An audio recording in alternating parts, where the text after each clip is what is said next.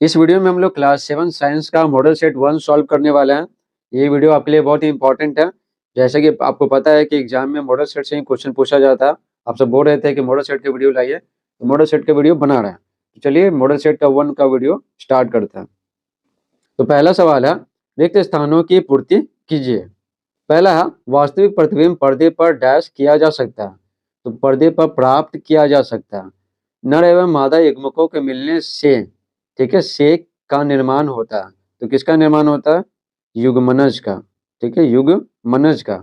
अपशिष्ट पदार्थों के शरीर से बाहर निकलने की प्रक्रिया डैश कहलाती है। तो क्या कहलाती है? बहिष्करण कहलाती है। ठीक है, बहिष्करण। आप ऊपर लिख लीजिएगा। पौधों में भोजन के संवहन के लिए डैश नामक ऊतक होते हैं। तो एक होता है जाइलम, एक होता है फ्लोएम। तो यहाँ पे क्या होगा? फ्लोएम होगा। ठीक है, फ्लोएम। तो भोजन का संवहन के लिए ना फ्लोएम नामक ऊतक होते हैं। दो या दो से अधिक के सेलों के संयोजन को डैश कहते हैं। तो क्या कहते हैं? बैटरी कहते हैं। ठीक है, बैटरी। ये सब आपको पढ़ा चुके हैं, किताब जब पढ़ा रहे थे तब। तो देखिए सही विकल्प चुनिए। अमरबेल उदाहरण है। तो अमरबेल किसका उदाहरण है? परजीवी का। विश्व जल दिवस मनाया जाता है। तो विश्व जल दिवस 22 मार्च को मनाया जाता है। ठीक है, इनमें से किसी जंतुओं से प्राप्त किया जाता है। तो ऊनी वस्त्र है ना, जंतुओं से प्राप्त किया जाता है।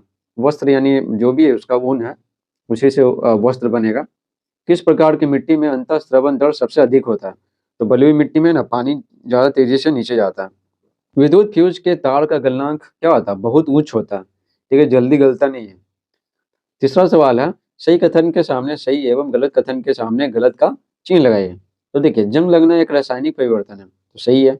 मानव शरीर का तापमान थर्मामीटर से मापा जाता है, तो ये भी सही है। किसी स्थान की आर्द्रता, तापमान और वर्षा मौसम के घटक हैं, तो ये भी सही है। पौधों में श्वसन की क्रिया अनवरत चलती रहती है, ये भी सही है। CFL, ठीक है, CFL में अपेक्षाकृत कम विद्युत ऊर्जा खर्च होती है, तो ये भी सही है। यानी सब के सब क्या है? सही है। निम्न प्रश्नों के उत्तर 20 से 25 शब्दों में दीजिए। ये क्या है? लघु है। बैटरी और सेल में अंतर स्पष्ट कीजिए। ठीक है, और आंधी में कमजोर छप्पर क्यों उड़ जाते हैं? दो सवाल है यहाँ पे। तो पहला सवाल, बैटरी और सेल में अंतर स्पष्ट कीजिए। तो देखिए यहाँ पे चौथा का आंसर लिखेंगे। सेल में दो टर्मिनल होते हैं। ठीक है, ऋण टर्मिनल और धन टर्मिनल। इसमें है ना, टर्मिनल का संयोजन नहीं हो पाता है, क्योंकि ये अकेले है तो कैसे जुड़ेगा। बैटरी कई सेलों को जोड़कर बनाया जाता है। एक सेल के ऋण टर्मिनल को दूसरे धन टर्मिनल से, है ना, जोड़ते हैं। तो बस क्या है, जैसे देखिए ये क्या है? प्लस है ये, और ये माइनस है। तो ये एक बैटरी हो गया, एक बैटरी का माइनस है ना, दूसरी बैटरी का प्लस से जोड़ते हैं। बस इस तरह से चलता जाता है। यही बोला गया है यहाँ पे। सेल से विद्युत धारा का प्रवाह कम होता है, क्योंकि सेल छोटा होता है। और बैटरी से विद्युत धारा का प्रवाह अधिक होता है, क्योंकि बैटरी में क्या होता है? बहुत सारा सेल होता है। उसके बाद यहाँ पे क्या पूछ रहा था?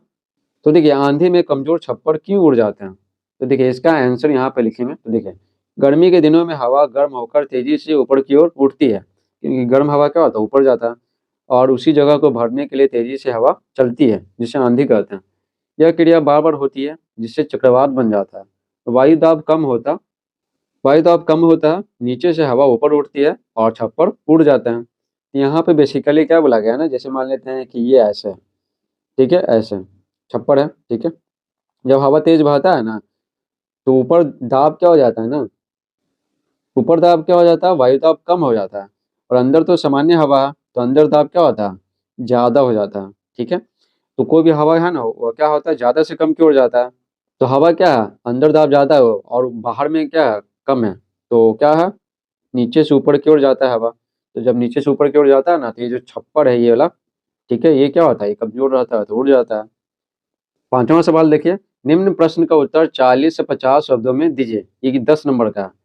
धमनी किसे कहते हैं? इसका कार्य क्या है? बताएं। तो देखिए उत्तर लिखेंगे। हमारे शरीर में दो प्रकार की रक्त वाहिनियां पाई जाती हैं। ठीक है, धमनी और शिरा। तो धमनी रक्त को शरीर में, है ना, शरीर में एक स्थान से दूसरे स्थान तक ले जाती है। धमनियां हृदय से ऑक्सीजन युक्त रक्त को, ठीक है, शरीर के सभी भागों में ले जाती है। ध्यान रखिएगा, ये जो है ना, क्या धमनी, ये शुद्ध रक्त का वहन करती है। यानी हृदय से जो ऑक्सीजन युक्त जो रक्त है, उसको शरीर के विभिन्न भागों में पहुंचाती है। तो शुद्ध रक्त को क्या करती है? हृदय से पूरे शरीर में पहुंचाती है। रक्त का प्रभाव तेजी से और अधिक दाब पर होता है। ठीक है, धमनियों की दीवार मोटी और लचीली होती है। धमनी में स्पंदन होता है, स्पंदन। फेफड़ा धमनी, है ना, फेफड़ा धमनी हृदय से रक्त को ले जाती है। इसलिए इसे शिरा नहीं धमनी कहते हैं। धमनी से रक्त का प्रवाह हृदय से सभी अंगों में होता है। प्रति मिनट धमनी में उत्पन्न धड़कन हृदय दर को बताती है। ठीक है, तो प्रति मिनट धमनी में जो उत्पन्न धड़कन है वो उसी को कहते हैं हृदय दर। ठीक है, इस प्रकार से मॉडल सेट 1 समाप्त होता है। मॉडल सेट 2 का वीडियो देखने के लिए कमेंट बॉक्स में लिंक दिया हुआ है, वहां से जाके आप देख सकते हैं।